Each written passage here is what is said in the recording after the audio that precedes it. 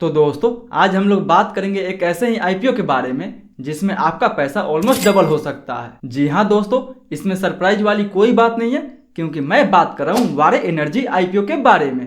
तो आप बस इस वीडियो के अंत तक बने रहे क्योंकि इस वीडियो में हम लोग इस आईपीओ के हर एस्पेक्ट के बारे में डिस्कस करने वाले हैं, जो कि इसके जीएमपी के बारे में हो गया, इस कंपनी के बारे में हो गया, इस कंपनी के पीयर ग्रुप के बारे में हो गया, या फिर इसके फंडामेंटल के बारे में हो गया, या फिर इसके आईपीओ डिटेल के बारे में हो गया। एंड दोस्तों सबसे लास्ट में हम लोग इस वीडियो के कंक्लूजन के बारे में बात करेंगे कि हमें इस आईपीओ में अप्लाई करनी चाहिए या फिर नहीं करनी चाहिए। एंड अगर अप्लाई करनी चाहिए तो लिस्टिंग गेंस के हिसाब से करनी चाहिए या फिर लॉन्ग टर्म के हिसाब से करनी चाहिए। इसीलिए दोस्तों आप इस वीडियो को अंत तक जरूर देखें ताकि आपको इस आईपीओ में क्या करनी चाहिए उसका एक क्लियर पिक्चर मिल सके। तो फिर चलिए बिना आपका समय गंवाए सीधा वीडियो में आगे बढ़ते हैं और सबसे पहले बात कर लेते हैं इस आईपीओ के लेटेस्ट जीएमपी के बारे में। तो दोस्तों अगर बात करते हैं इसके लेटेस्ट जीएमपी के बारे में तो ग्रे मार्केट में अभी इसका डिमांड 100% से लेके 105% के आसपास तक बना हुआ है। यानी दोस्तों अगर 105% के हिसाब से भी देखा जाए तो पर लॉट पे हमें 1578 रुपए का प्रॉफिट बता रहा है। 9 शेयर का लॉट है, उस हिसाब से मैक्स टू मैक्स हमें 14,000 रुपए के आसपास तक प्रॉफिट देखने को मिल सकता है पर लॉट पे।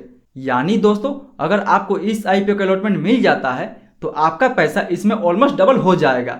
बट दोस्तों as I always remind you कि हमें किसी भी आईपीओ के उसके जीएमपी पे पूरा विश्वास नहीं करना चाहिए क्योंकि जीएमपी एक टेंटेटिव प्राइस होता है जो मार्केट के सिचुएशंस के अनुसार कभी भी ऊपर नीचे हो सकता है। इसीलिए हमें किसी भी आईपीओ में इन्वेस्ट करने से पहले उस कंपनी के काम एंड उस कंपनी के फंडामेंटल के बारे में अच्छे से रिसर्च करना चाहिए क्योंकि ये भी जरूरी नहीं है कि अगर ग्रे मार्केट में इसका डिमांड 100 से 105% के आसपास तक बना हुआ है तो इसका लिस्टिंग हमें सेम यहीं पे देखने को मिलेगा। हो सकता है कि इसका लिस्टिंग हमें 100% के ऊपर भी देखने को मिले या फिर हमें 100% के नीचे भी देखने को मिल सकता है। बट अगर इस कंपनी का फंडामेंटल एंड इस कंपनी का वैल्यूएशन सही होगा तो इस पे हमें काफी अच्छा खासा लिस्टिंग गेंस देखने को मिल सकता है। तो फिर चलिए बात कर लेते हैं इस कंपनी के बारे में। तो दोस्तों ये कंपनी 1990 में इनकॉर्पोरेट हुई थी। यानी देखा जाए तो इस मार्केट में इस कंपनी को काफी अच्छा खासा एक्सपीरियंस है जो इस कंपनी के लिए काफी अच्छी बात है।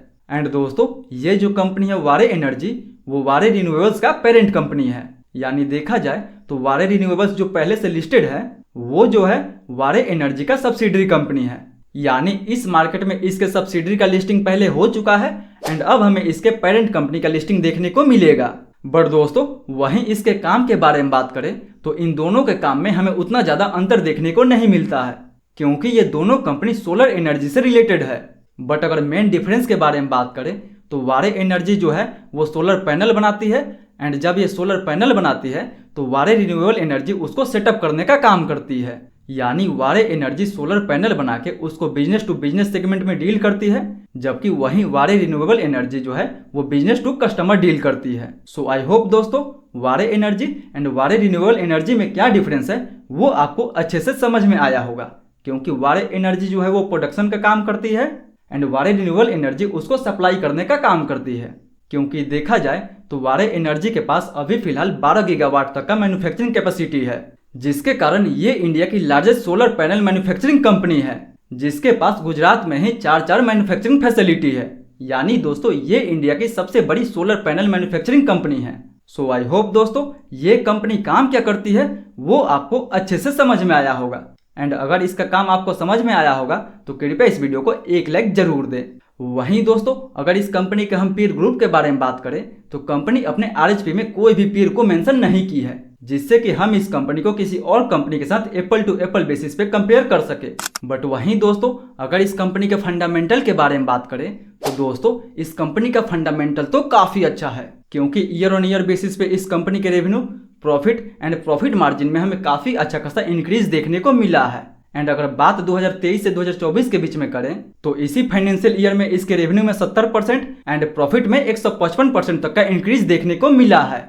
यानी दोस्तों कंपनी तो फंडामेंटल वाइज काफी अच्छी है जिसके ऊपर अभी तक फिलहाल लोन भी काफी कम है। वहीं इसका ROE almost 9%, ROCE 10%, profit margin 11% and डेब्ट टू इक्विटी ऑलमोस्ट 0.06 का है। यानी दोस्तों इस कंपनी के ऊपर तो लोन काफी कम है जो इस कंपनी को और फंडामेंटली स्ट्रॉन्ग बनाता है। यानी दोस्तों ओवरऑल फंडामेंटल वाइज तो ये कंपनी काफी अच्छी है। वहीं दोस्तों अब अगर हम इसके आईपीओ डिटेल के बारे में बात करें तो ये जो आईपीओ है वो 21 से 23 अक्टूबर तक खुला रहेगा, जिसका प्राइसमेंट 1427 रुपए से लेकर 1503 रुपए पर शेयर रखा गया है, जिसका टोटल इशू साइज 4321 करोड़ का है, जिसमें से 3600 करोड़ का फ्रेश इशू एंड 721 करोड़ का ऑफर फॉर सेल होने वाला है। यानी दोस्तों जो भी 3600 करोड़ का फ्रेश इशू होने वाला है वो पैसा तो कंपनी के पास जाएगा, बट जो भी 721 करोड़ का ऑफर फॉर सेल होने वाला है वो पैसा कंपनी के प्रमोटर के पास जाने वाला है। यानी इस कंपनी के लिए काफी अच्छी बात है कि जो भी नया फ्रेश इशू होगा मैक्सिमम पैसा कंपनी के पास जाने वाला है,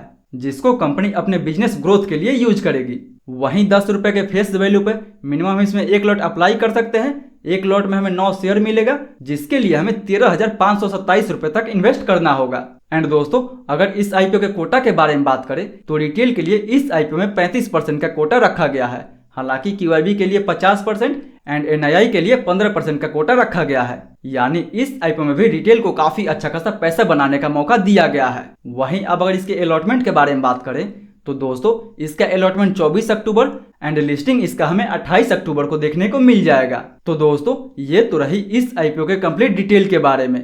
तो चलिए फाइनली बात कर लेते हैं इस वीडियो के कंक्लूजन के बारे में कि हमें इस आईपीओ में अप्लाई करनी चाहिए या फिर नहीं करनी चाहिए। तो दोस्तों अगर सबसे पहले बात करें कि क्या हमें इस आईपीओ में लिस्टिंग गेन्स के लिए अप्लाई करनी चाहिए या फिर नहीं करनी चाहिए, तो देखिए ग्रे मार्केट में अभी इसका डिमांड 100% से लेके 105% के आसपास तक बना हुआ है। यानी दोस्तों अगर ग्रे मार्केट में कितना भी इसका डिमांड कम होता है तो भी इस आईपीओ में हमें काफी अच्छा खासा लिस्टिंग गेन्स देखने को मिल सकता है। इसीलिए लिस्टिंग गेन्स के हिसाब से तो इस आईपीओ में हमें जरूर अप्लाई करनी चाहिए। बट वहीं बात करें कि क्या हमें इस आईपीओ में लॉन्ग टर्म के लिए अप्लाई करनी चाहिए या फिर नहीं करनी चाहिए, तो दोस्तों ये जो कंपनी है वो वारे ग्रुप का हिस्सा है। एंड जैसे कि आप सब जानते हैं कि वारे रिन्यूएबल जो है वो किस तरह का मल्टी बैगर रिटर्न हमें पास्ट में बना के दी है, क्योंकि ये एक कंपनी जो है वो पिछले 1 साल में लगभग 1000% का रिटर्न बना के हमें दी है। तो उससे आप अनुमान लगा सकते हैं कि जब सब्सिडरी कंपनी इतना अच्छा खासा रिटर्न बना के दे सकती है तो पेरेंट कंपनी किस तरह का रिटर्न बना के हमें देगी। एंड वहीं पेरेंट कंपनी का फंडामेंटल भी तो काफी अच्छा है। बट अगर सेक्टर वाइज भी देखा जाए तो सेक्टर वाइज भी ये कंपनी हमेशा डिमांड में रहने वाली है, क्योंकि दोस्तों ज्यादातर गवर्नमेंट जो है वो रिन्यूएबल एनर्जी पे बहुत ज्यादा फोकस कर रही है। एंड रिन्यूएबल एनर्जी के मामले में ये कंपनी भारत की सबसे बड़ी कंपनी है। सो फ्यूचर में भी इस कंपनी का ग्रोथ पोटेंशियल काफी ज्यादा है। तो लॉन्ग टर्म के लिए भी आपको इस कंपनी में जरूर अप्लाई करनी चाहिए। तो दोस्तों ये तो था मेरा पूरा व्यू इस आईपीओ को लेके। आपका क्या व्यू है और कौन कौन इस आईपीओ में लिस्टिंग गेन्स के लिए अप्लाई करने वाला है एंड कौन कौन इस आईपीओ में लॉन्ग टर्म के लिए अप्लाई करने वाला है, वो हमें नीचे कमेंट करके जरूर बताएं। तो आई होप दोस्तों आज का ये वीडियो आपको काफी इन्फॉर्मेटिव लगा होगा। अगर वीडियो इन्फॉर्मेटिव लगा हो तो वीडियो को लाइक करें, इस चैनल को सब्सक्राइब करें एंड जो भी आपका सवाल है वो नीचे हमें कमेंट करके जरूर पूछें। फिर मिलते हैं अगले वीडियो में, तब तक के लिए सेफ इन्वेस्टिंग।